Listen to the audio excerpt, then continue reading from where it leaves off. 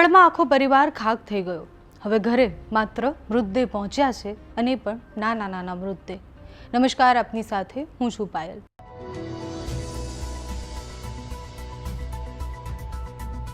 અમદાવાદના રામોલ વિસ્તારમાં ગેરકાયદેસર ફટાકડાની ફેક્ટરીમાં થયેલા ભયાનક બ્લાસ્ટ પછી અનેક પરિવારો ઉજળી ગયા, પરંતુ દાહોદ જિલ્લાના સંજેલી તાલુકાના ગોવિંદભાઈનું આખું પરિવાર જે છે એવી પરિસ્થિતિમાં છે કે કોણ કોને કાંધો આપે અને કોણ કોને ચૂપ કરાવે।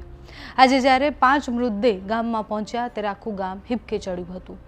કોઈ માતાને પોકારી રહ્યું હતું, કોઈ નિર્દોષ બાળકોને યાદ કરીને રડી રહ્યું હતું અને દરેકની આંખમાં એક જ સવાલ હતો કે આખો પરિવાર એકસાથે કેમ છીનવાઈ ગયો। આ અકસ્માતમાં પરિવારના મોભી ભરતભાઈ જે છે એ અત્યારે ખૂબ વધારે દાઝેલી હાલતમાં છે અને હોસ્પિટલમાં સારવાર હેઠળ છે, પરંતુ તેમના પત્ની રમીલાબેન, જેમની ઉંમર 35 વર્ષ છે, એમના જે પુત્ર છે, પુત્રી છે, રિંકુ જેની ઉંમર 7 વર્ષ છે, શિવાની 5 વર્ષની છે, રવિના 4 વર્ષની છે, નીરવ 3 વર્ષનો હતો અને આ બધાના મૃત્યુ થયા। વિચારો, જે બાળકો હસતા રમતા હતા, એમને ખબર ન હતી કે એમના માતા પિતા ફેક્ટરીમાં કામ કરે છે, એમની સાથે રહેતા હતા, અચાનકથી એક બ્લાસ્ટ થાય છે અને આખો પરિવાર ખાક થઈ જાય છે।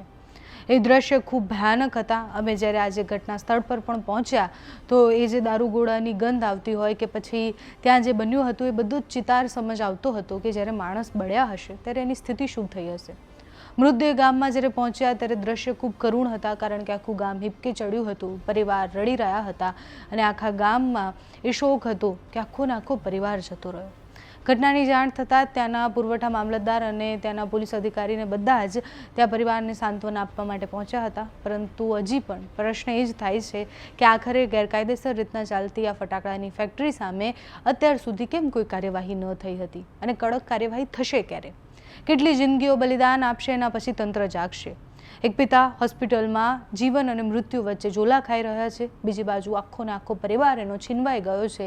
એક સાથે 5 મૃતદેહ જ્યારે એક ઘરમાંથી ઉઠે, એ અર્થિયું ઉઠે, ત્યારે કેટલું દર્દ, કેટલી પીડા હોય એ આપણે અહીંયા બેઠા ક્યારેય નહીં સમજી શકીએ।